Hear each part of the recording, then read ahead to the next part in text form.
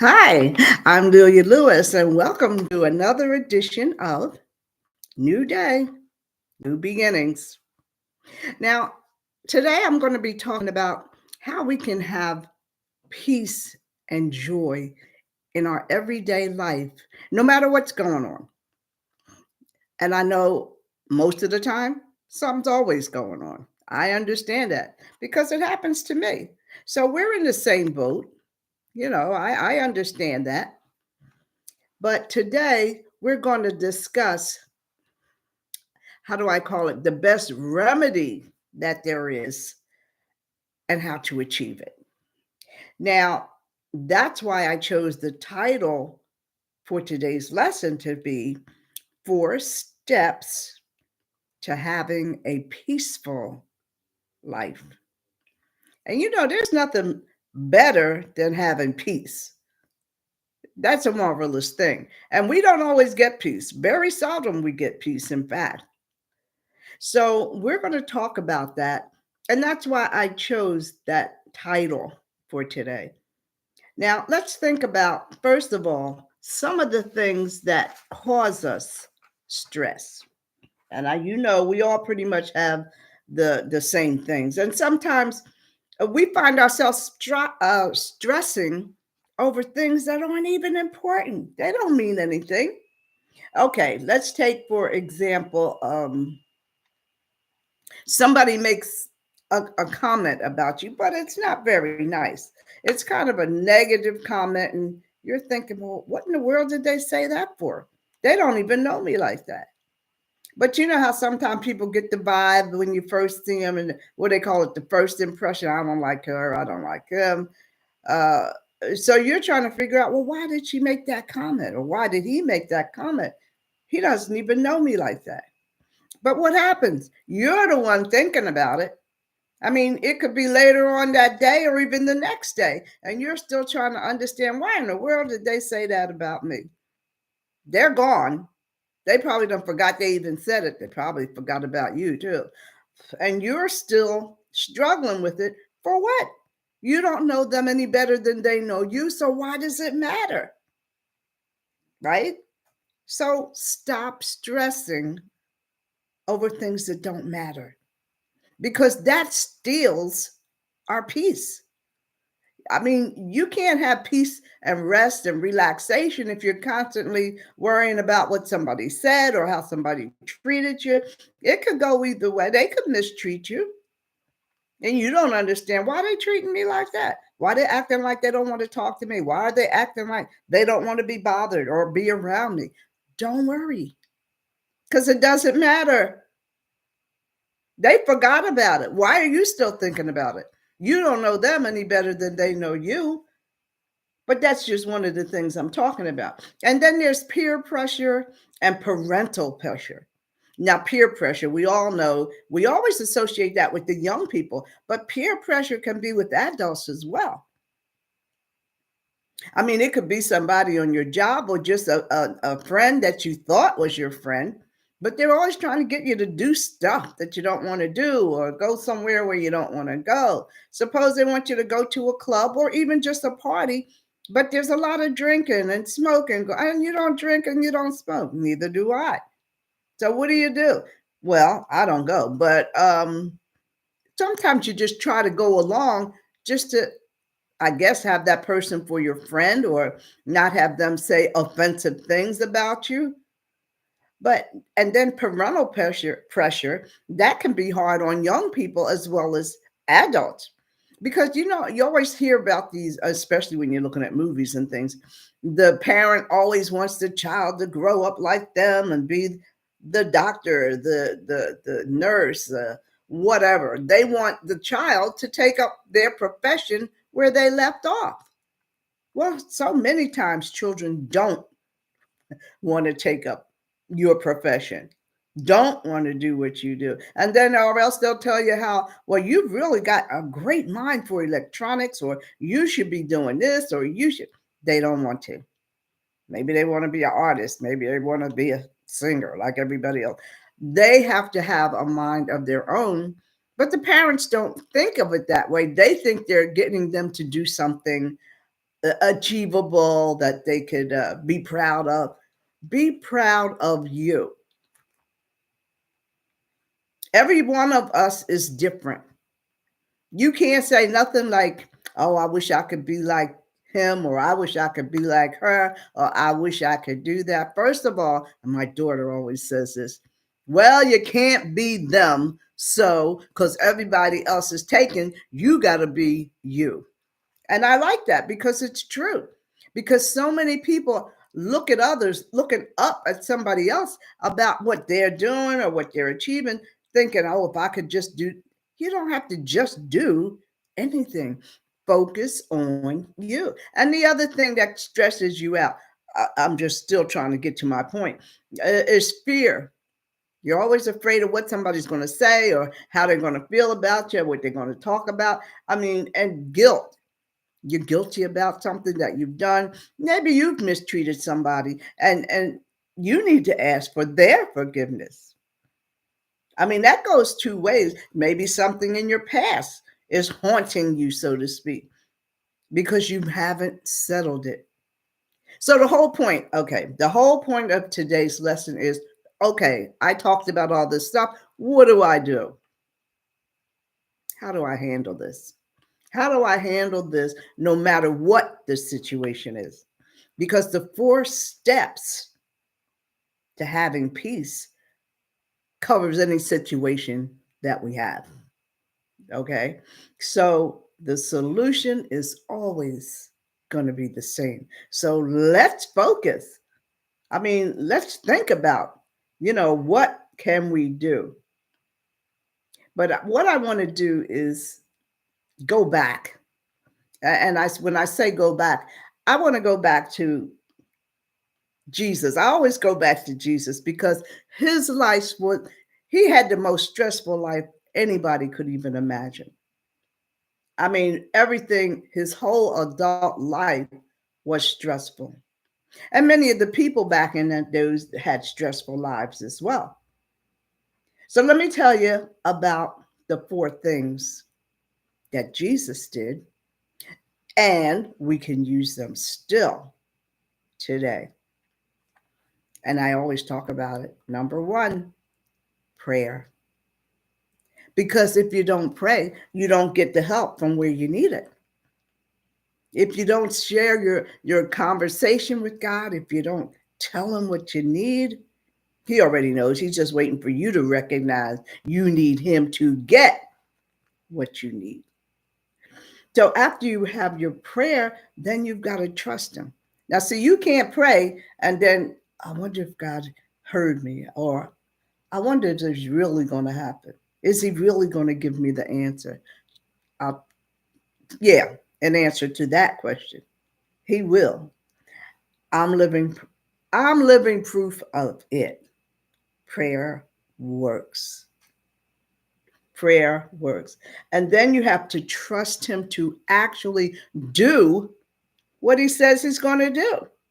First of all, you don't have anybody else to ask, because nobody here on earth can do what he can do.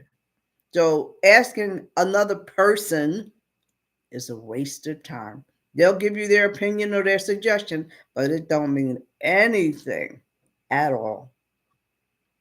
And then after you pray, know when to be quiet. Jesus always went to Gethsemane, the Garden of Gethsemane. He always went there to pray. Why? Because nobody else was around. He could have his conversation. And then you just kind of sit back and do nothing. Trust me, it works. Sit back and do nothing. And in God's time, he will give you an answer. It happens all the time.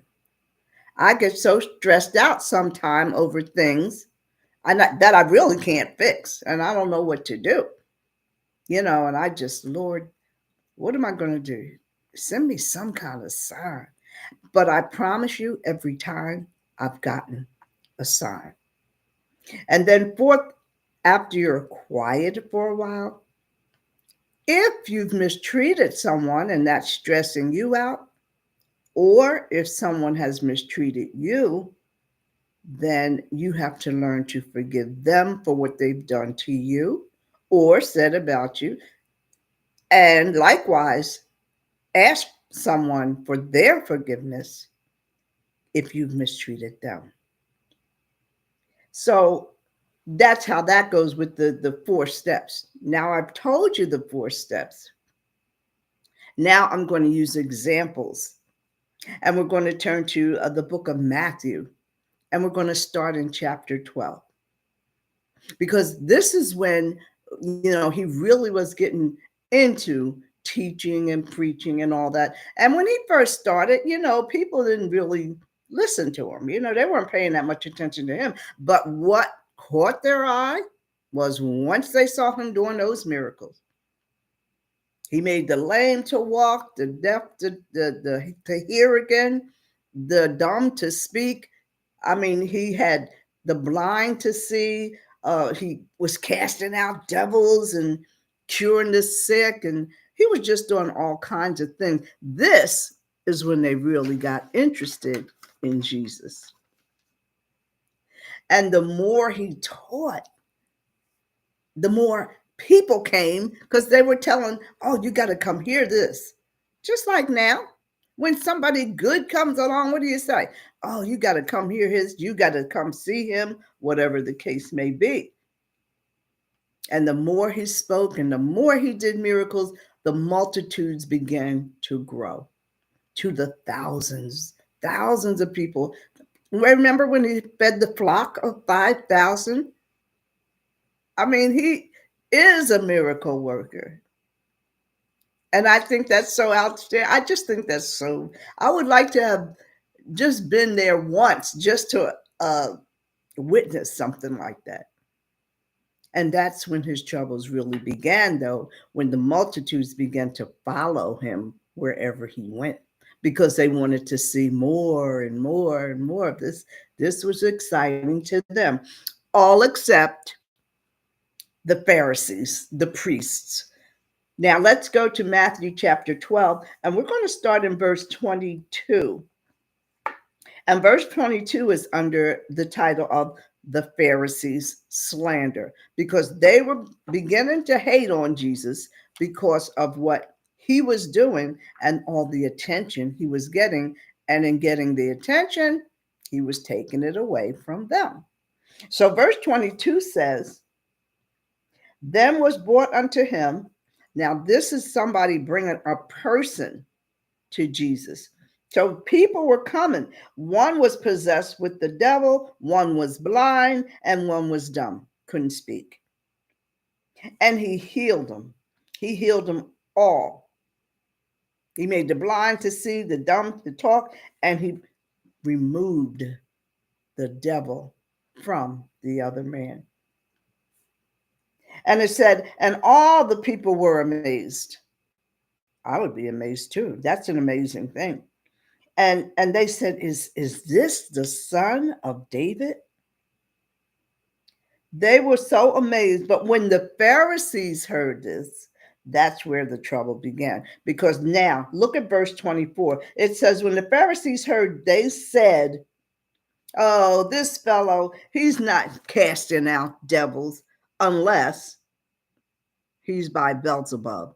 And Beelzebub is the prince of devils. So the priests are trying to turn all the people against him, saying he's just a devil. He's Beelzebub sent him. He can't cast out no devils unless it's because of Beelzebub.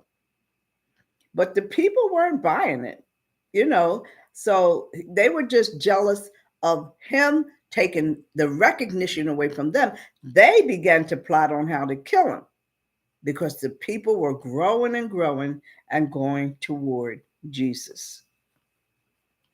Now, I'm going to tell you about Jesus' betrayal. And he had many, but these, I think, were the most hurtful to him, to Jesus. Let's go to, we're still in Matthew. Let's go to Matthew 26, verse 14 and 14 to 15. And that's going to be about Judas, Judas of Iscariot. Now, Judas was a disciple, and that's why this was such a betrayal to Jesus, because he was a disciple.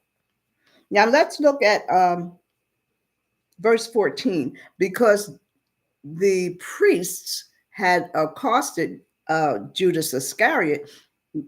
They were asking him, "Where is this Jesus? Where is he?"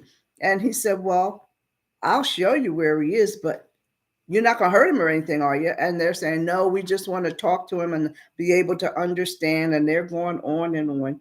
So so Judas says, "Okay, I'll show you where he is, but what are you going to give me?"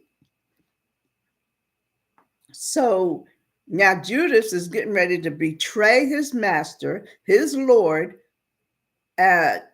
for 30 pieces of silver. So he made a deal with the priests. He says, "I'll take you." They said, "Okay, and we'll give you 30 pieces of silver." So that once he made that deal, he did. He took them to Jesus. But guess where he was? The Garden of Gethsemane. He was praying. Why was he praying? Because he already knew he was going to be deceived, betrayed by one of his own. And he was in the Garden of Gethsemane, his quiet place, praying because he knew harm would befall him. So that was one betrayal, and that was very, very important to Jesus because it was one of his own, and that really upset him. And the other one was Peter. Peter deceived him because Jesus had previously told Peter, you will deceive me. He said, "And I guarantee you, before the cock crows tomorrow morning, you will have deceived me 3 times." And Peter was like, "Oh, no, not me, Lord." He just swore up and down it would not be him. But guess what? It was. It was. So that day, they were like in the town, in the city, I'll say, walking about. But people were saying, "Wait a minute. Weren't you one of those guys that was with Jesus? Didn't I see you with Jesus?" And his answer was always the same. Always the same. "I don't know the man." That was one. Then he was walking around again, and somebody else, a woman, I said, he's one that was with Jesus. And he says, "I don't know the man." And he walked away. And then the third time, he gave the same answer. "I don't know the man." And guess what? Then you hear the cock crow. And then Peter remembered what Jesus had said. And Peter was so upset that he went away and wept bitterly because he couldn't even believe that he had deceived his Lord. And then the third person is Thomas. He was a disciple as well. They called him Doubting Thomas because he didn't believe anything. He didn't care what you said. If you couldn't show him something physical, like proof, he didn't believe it. He didn't even believe it when Jesus said, "In 3 days I'll arise." And when he came back to them 3 days later, Thomas was like, "Okay." And all the rest of them were so glad to see him and hugging him and everything. And Thomas says, "Let me see your hands." You know why?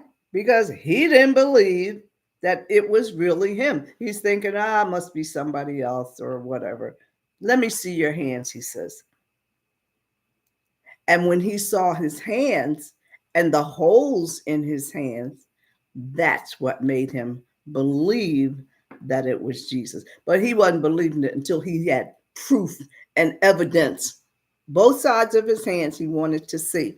to see the nail holes from him being on the cross. Can you imagine how stressful that must have been? I mean, I can't even imagine being betrayed like that by people that are so dear to you.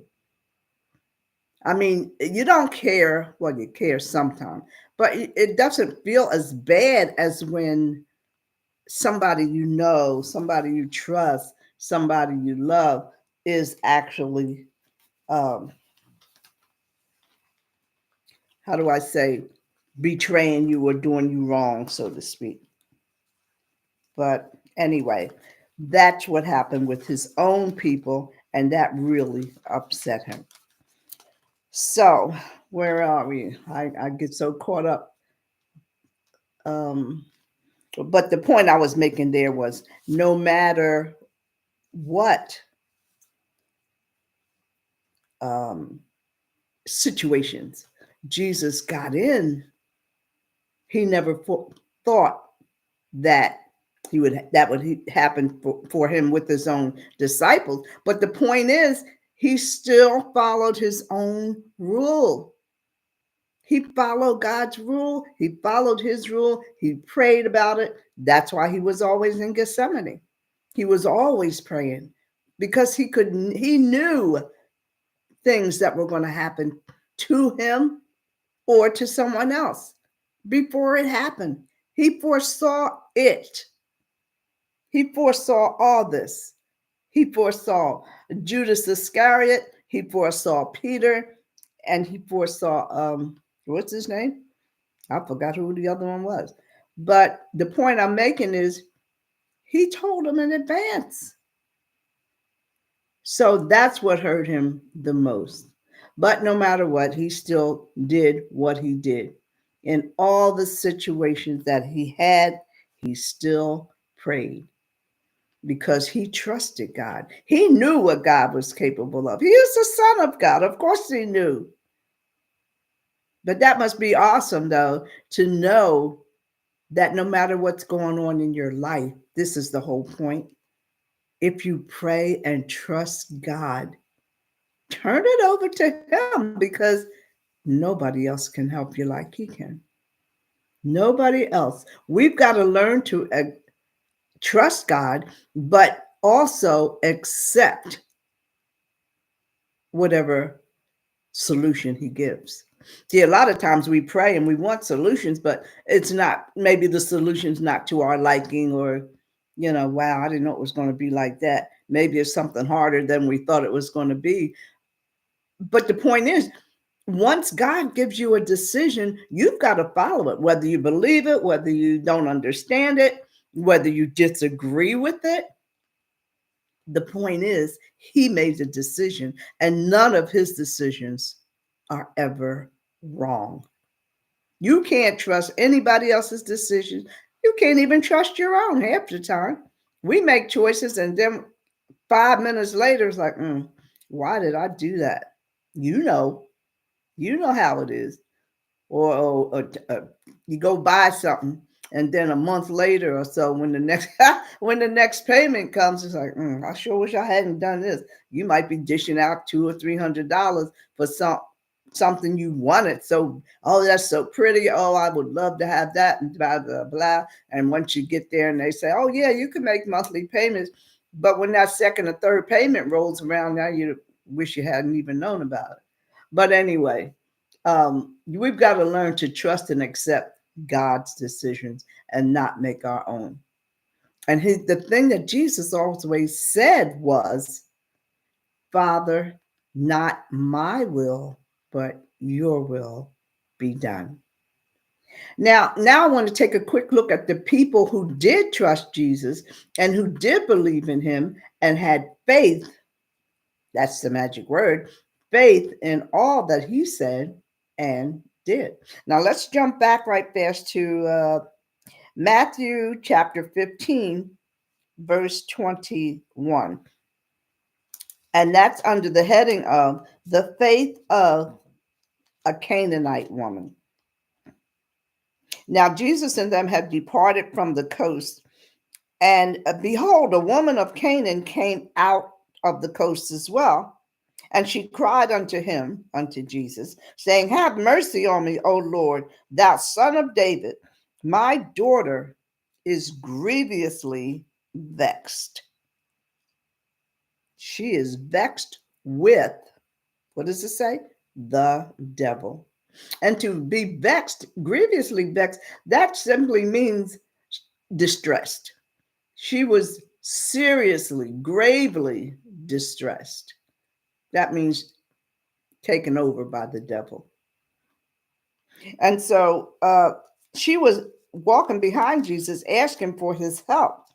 But look what it says. It says, but he answered not a word. He didn't even respond to her. But then his disciples were saying, oh, send her away, send her away. But Jesus said, I wasn't sent here except unto the lost sheep of the house of Israel. So, in other words, he's saying he wasn't sent there for the Canaanites.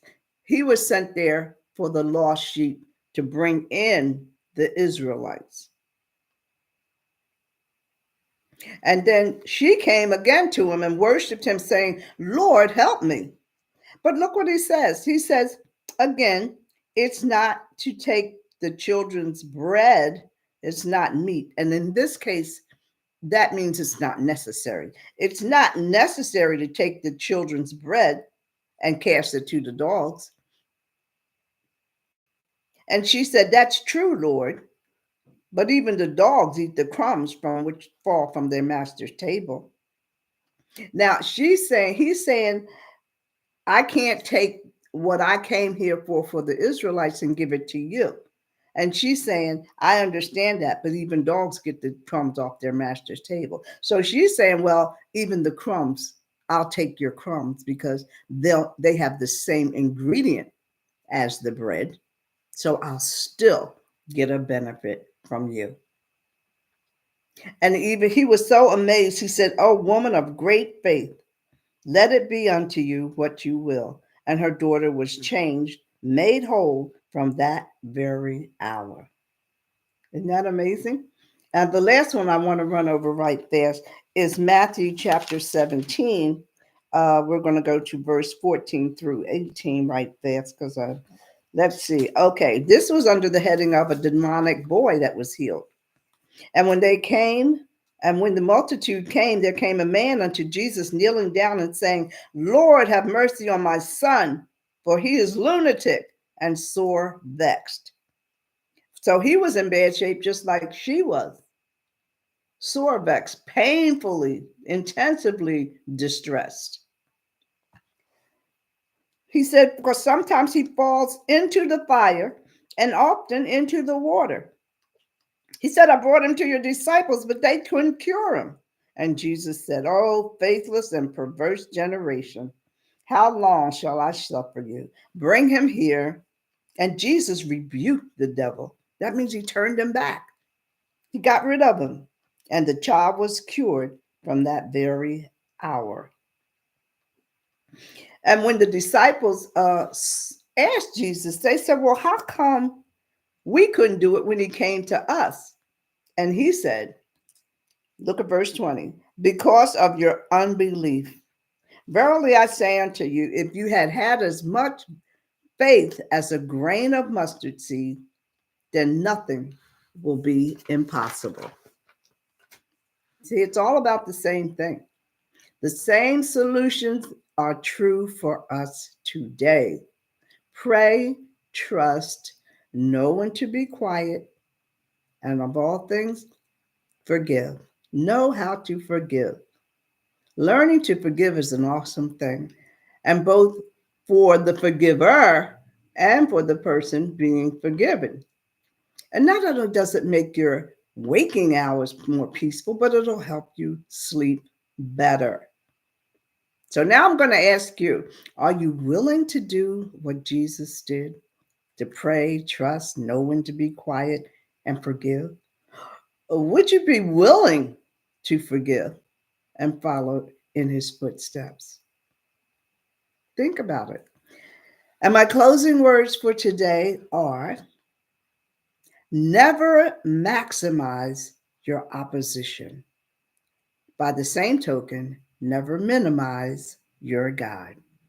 And until next week, I'm Lelia Lewis. Thanks for joining me.